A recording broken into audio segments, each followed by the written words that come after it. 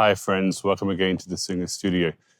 Thought I'd take you out of the studio today, and you can join me here in the North Asturian coastline. Absolutely beautiful. We're going to be here for a few weeks before we relocate back to England. Maybe I'll talk about that in another video, why we're leaving this place of paradise. But if you've never been to the north of Spain, because everybody goes to the south, I recommend Asturias and Cantabria and Galicia so highly. It is just beautiful here. And the thing I wanted to talk to you today about is practice. You're not doing enough. Sorry. And if you were doing enough, then you'd probably be doing better than you are. Let's talk about it. When I was in 1990, I went to the Guildhall School of Music and Drama. I went with severe vocal issues of my own making, but I found and ended up living with a clarinetist who I later married and divorced, but we're still on good terms. And I had given to me by Verity this work ethic of an instrumentalist. Now, as singers, we can sing. We don't have to take the instrument out of the case. We just open our mouth and we can sing. Even before we've learned to sing, we can carry a tune. If you learn to play an instrument, you have to learn to actually get sound out of the instrument. You have to learn how to phonate different notes if you're actually placing your fingers. And therefore, the need to master the technical mastery before playing your tunes, as it were, is greater. An instrumentalist, back in those Guildhall days, they didn't have as many classes as we did. So they would get up in the morning, have their breakfast, get on the tube and go to, I think, Fort Lauderdale Tower, I think.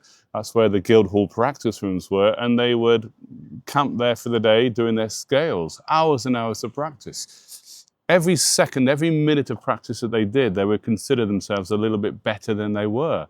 It was all about trying to perfect their technique so that when they played the music, they played the concerti and sonatas, they would be able to do exactly what they wanted to do in terms of how to make the music. What were the singers doing?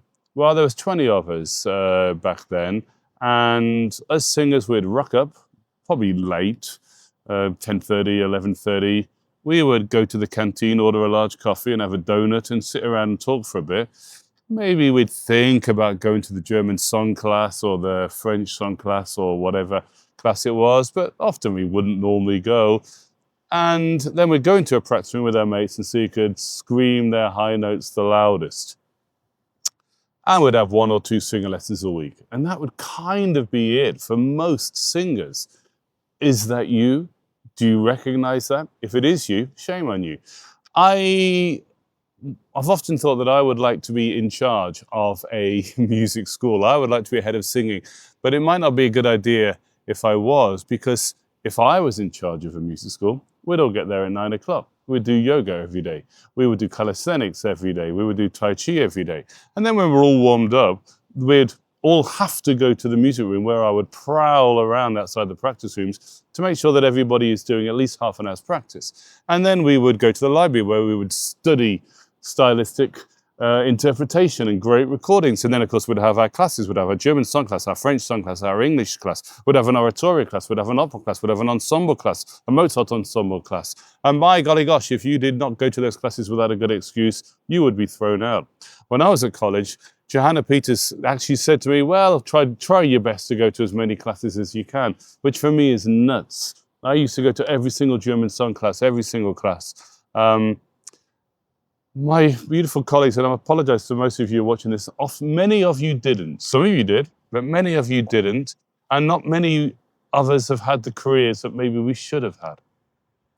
But I also know people who did practice. I know baritones that became tenors. I know mezzi that became soprani. And I can tell you that some of these friends of mine who wrought great changes on their voice did so not just by intelligence, but by working. You need to practice. Now, when I have taught in colleges, I've maybe been a little bit guilty of being too nice, and I've talked about the brushing your teeth way of warming your voice up. You know, you get up in the morning, you have a cup of water and a coffee or tea, whatever, and then before you brush your teeth, do 2 minutes of scales, do 5 minutes of scales in the shower. When you get out, do another 2 minutes of scales. Then when you go to make your second coffee, while you're waiting for the kettle to boil or the coffee machine to heat up, do another couple of minutes. That's great. But I wish to take that back. If you're not going into your practice room every day for 5 days a week, look, it's all different for different people. People need different amounts of practice. I know sopranos who can spend an hour warming up without any problems. I know coloratura tenors who can spend 2 hours because they have the patience to spend an hour going very light exercises. It depends on you. But if you're not putting at least half an hour a day, 5 days a week to your scales and exercises, you will never succeed. And if you're watching this at home, you young student who is dreaming of singing at the Royal Opera or the Met or La Scala, and you're not doing that, it won't work. Give up now. Go and work in a bank. If you're not doing the daily practice, it won't work. I don't think enough singing teachers push this because I don't think enough singing teachers are quite aware of actually what's going on with young students. I've taught at colleges, I've taught private, I teach professionals and I teach amateurs. It's a bit more difficult for amateurs because you go to work, but you can sing in the car on the way to work. You can find 20 minutes several times a week to sing if you want to move from the chorus to the principal roles if you're in an amateur company. If you're paying, teaching lessons can cost a lot of money. If you're paying that money and you're not doing the practice in between, what the hell are you doing? It's mad, it's crazy. So, how much practice and how to practice? Often when I've challenged my pupils about why they're not doing enough practice, they say, but I don't know how to practice. If you're a violinist or a clarinetist, you will work out a system of scales. You do your scales, you do your tonguing, you do your trilling. If you're playing a wind instrument, if you're a violinist, you might be doing different sort of exercises for bowing and finger work, etc. And singers, well, we just make noises. Look, you speak to your teacher about it. What are you doing in your lessons? What you do in your lessons might be slightly different. A lot of singing teachers want you to turn up for your lesson with your voice already warmed up so they can bypass the warming up and go straight to the actual meat of it, the working on the different parts of the technique. But you can say to your singing teacher, hey, can you recommend me a 10, 20-minute warm-up? I do it all the while for my pupils. Private videos on my other channel, and I will sing for a pupil a 20-minute warm-up that I think is applicable to them. And then we change it every few weeks, etc. But really, you shouldn't need that.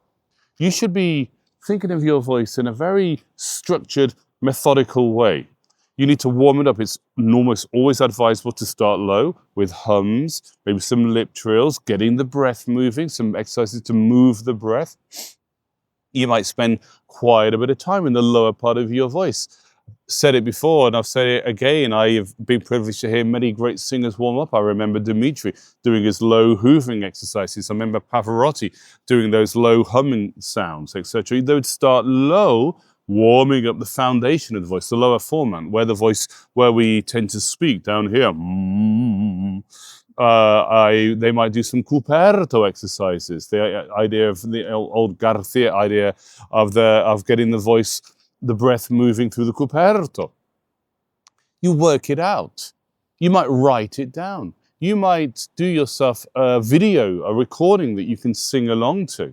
You might record your singing lesson. I have singing lessons. I work with David L. Jones. I'm very proud to do so. And all of my lessons are on Zoom because I'm in Europe and he's in New York. And at the end of the hour lesson, I will do a much shorter with the talking taken out of the exercises we've done. And I'll sing through that maybe 20, 25 minutes video every single day until I see him again. And I've got a long collection in my Photos app, and I've got them all sort of classified. So if my voice is in a certain situation, I can go back and do a lesson that we did 12 months ago, etc.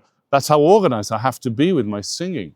If I'm working on a particular part of my voice, well, I can't really just sing along with my last lesson. So I have to structure my work. So I might have worked out with my teacher and for myself that maybe I need to work on this bit at the moment.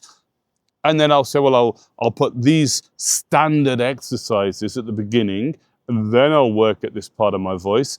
And then I'll do my arias, because that's the second point. Your warm-up should always lead to you singing your collection of arias. I've said many times, we all need to have 5, 6, 7 arias that we can sing in auditions. We all need to have this list of arias that we are so comfortable with, we can sing it any situation and in any order. So I will do my warm-up, structured every day at the right time.